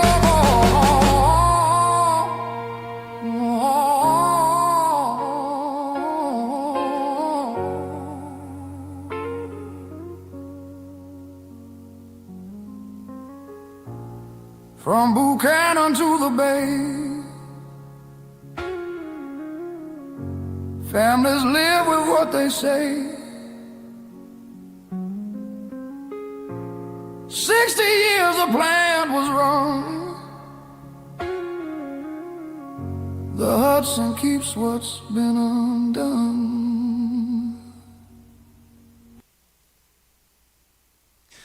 I love it, man. That's fantastic, eh?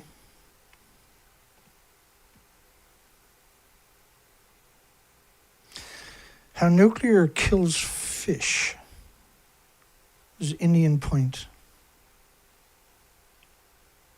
I'll give an idea.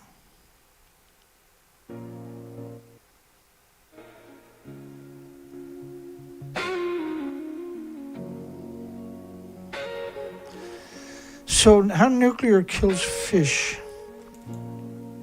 New Jersey and New York now requires their largest water users, nuclear plants, to either install modern cooling systems to prevent the death of billions of fish, or to cease operation. So that's about the same place, Indian Point. The Hudson bore the daily waste. Outfalls in years. One of Indian Point's reactors sit atop of the fault line. How can you have one? How can they not all be on a fault line?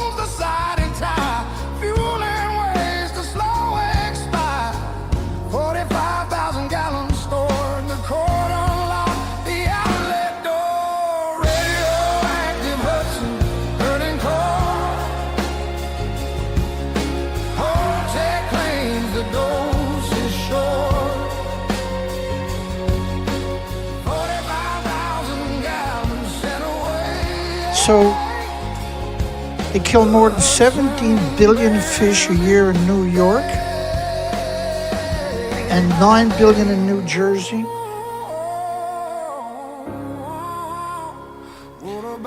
Yeah, music's playing in the background on purpose. Sorry.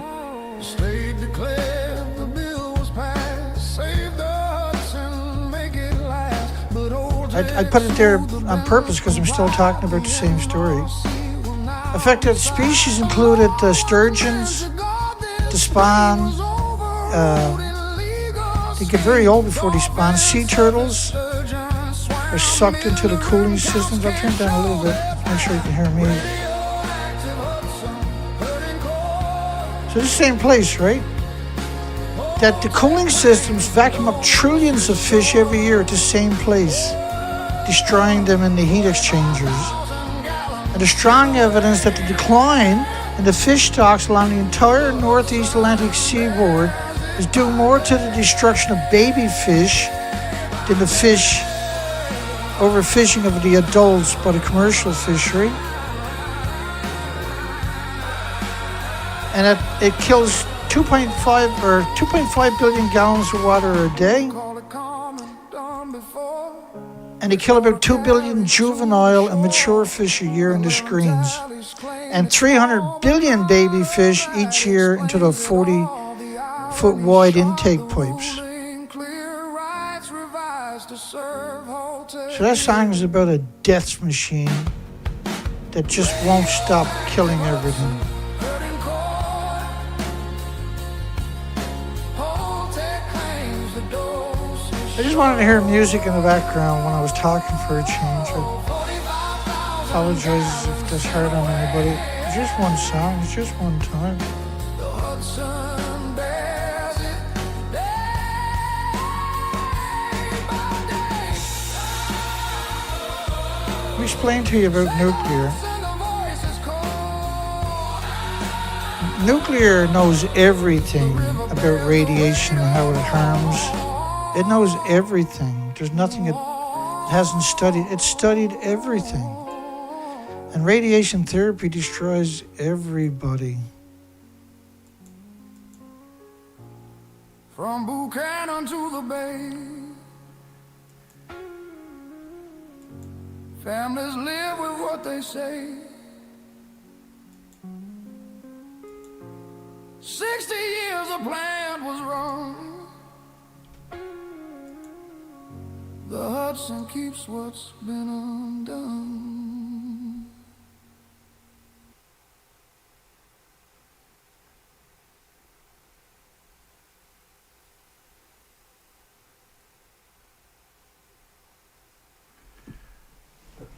Oh, excuse me. My throat is dried out. I'm going to have to pick it up tomorrow night, I think, because I can barely breathe.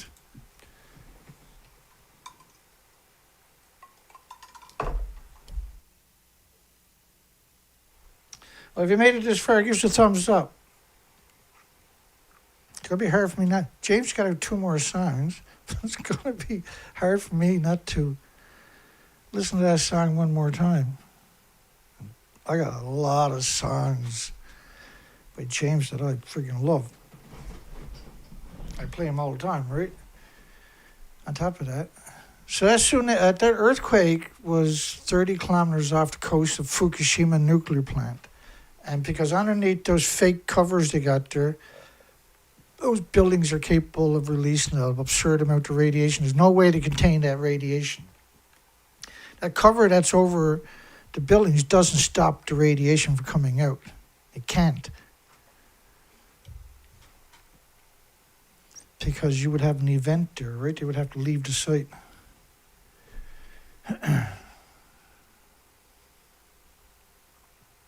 Yeah, my throat's dry.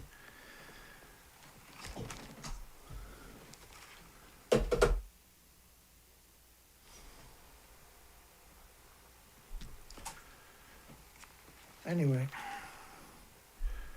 we're going to call it a night.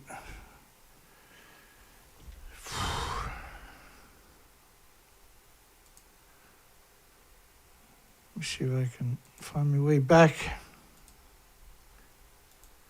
That was a reasonable show.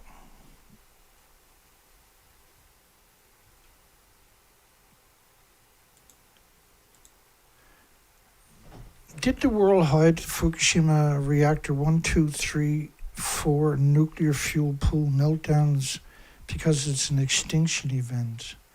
I showed you those emaciated whales earlier. You got to realize, if you go to my playlist, you'll see...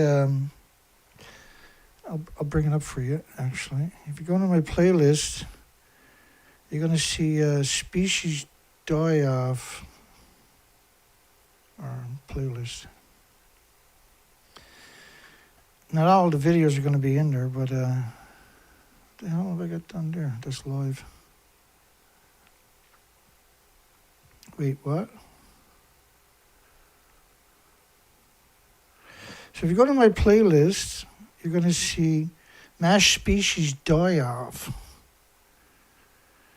And so I lay out the species over quite a few years, and also cover the research expeditions that we've carried out over the years.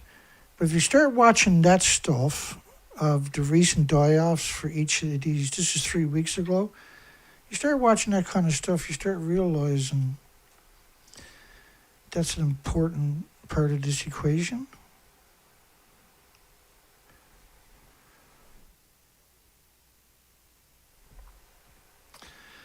Big shout out to James, man. All that music. And he stepped up for my birthday and donated 400, which I'm going to get to enjoy hopefully soon. I will get to enjoy it soon. I am going to do that. I still haven't celebrated my birthday because I've been sick since Friday. I haven't left the house since Friday. I've been in bed, sleeping, trying to... Because you heal best when you're sleeping, right? What I'm doing is not normal, so... All that sleepiness, craziness. Well, hopefully I'm back tomorrow night. That's my intentions.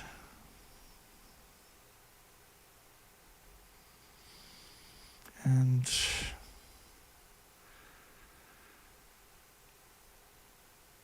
Oh, I'm on the wrong screen.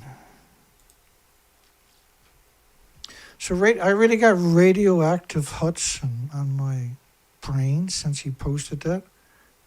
And I love this one too, and I love this one. This is about Hanford. And these are three, right? I haven't played them yet, right? So I'll start off with that tomorrow night, maybe in vitrification. Maybe I'll play this one late, I don't know. I just listened to that one before we went live. So maybe we'll do that. Let's play that one. And the graphics in this is crazy. This is about Hanford. Now, Hanford had dumped 1.4 million large tanks, 300,000 gallon tanks, into their soil. 1.4 million is equal to an aquarium of nuclear waste, 6 feet wide, 518 feet tall, wrapped around the entire planet more than once. But they got the whole world hyped up about making nuclear waste, they call it, into glass. It doesn't work that way. The Wigner effect will break down the integrity of steel and tungsten. So does anybody really think glass is going to save it? But the law has been pumped out there. James responded with a video. We're going to play that, actually. I really want to hear Radioactive Hudson. I might have to listen to it again before the show, so don't be surprised. You have no idea what I'm actually like. Inside the punch. You're going to see me tomorrow night, hopefully. Take care, and have a great night.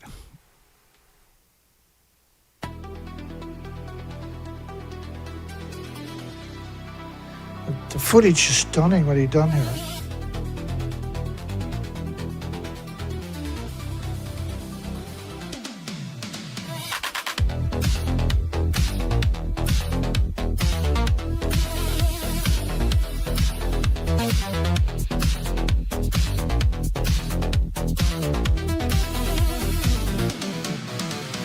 Process initiated, waste prepared. Containment projected, future deferred. Tanks near capacity, mixture refined. Additives flawless, temperature divine. Glass born from residue, glow under steel. The heat erases evidence, but not what we feel. This is not an ending, this is delay. The century inside a shell, counting years away. Vitrification, make the danger beautiful.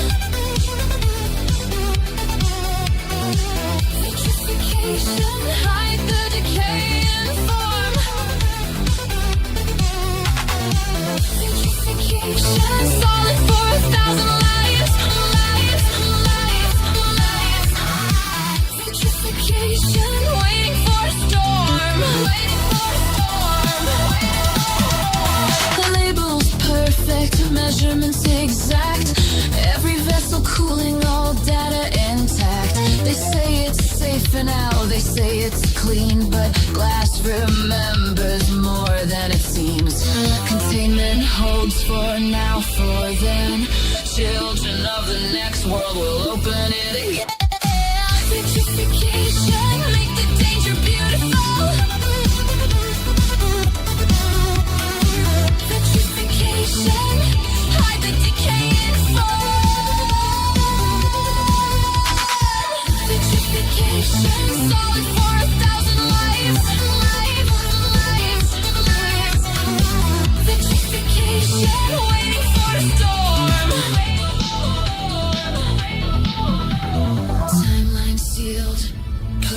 praised. The echo of radiation will last the phrase.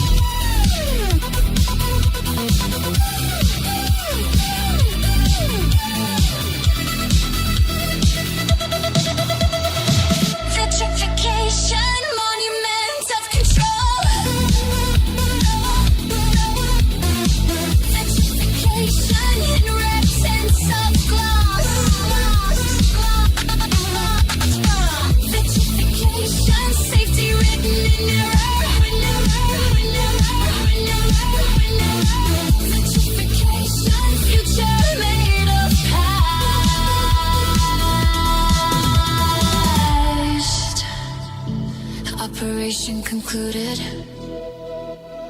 Containment stands. All metrics green. All memory removed.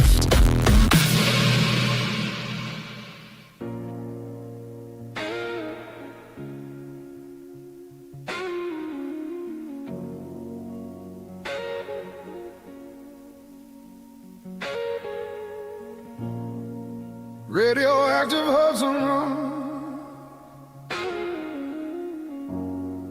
Indian Point, the record done. 60 years along the bed. The plan is closed, but not the end. The Hudson board, the daily waste, outfalls in years of race. Permit sign, the crowd objected. Federal law kept it protected. Now old tech owns the side and tie. Fuel and waste, the slow expire. 45,000 gallons stored. The court unlocked the outlet door. Radioactive Hudson, burning core. Old tech claims the dose is short.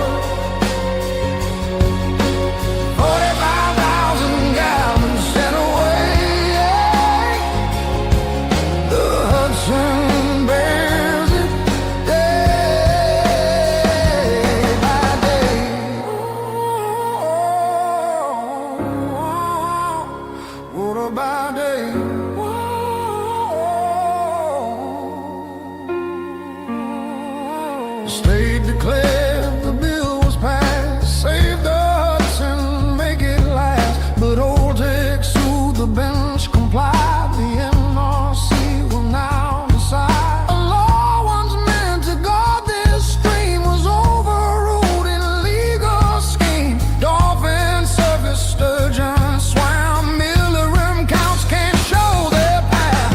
Radioactive Hudson, hurting core. Old tech claims the dose is short. Oh, 45,000 gallons sent away. The Hudson bears it by day by day.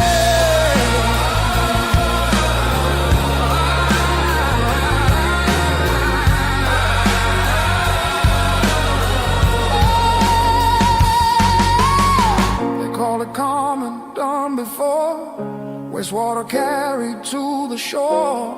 Environmentalists claim it's small, but none of that explains it all. The irony sharp, the ruling clear. Rights revised to serve Holtec here. Radioactive Hudson, hurting core. Holtec claims the dose is short. 45,000 gallons sent away. The Hudson bears it day by day.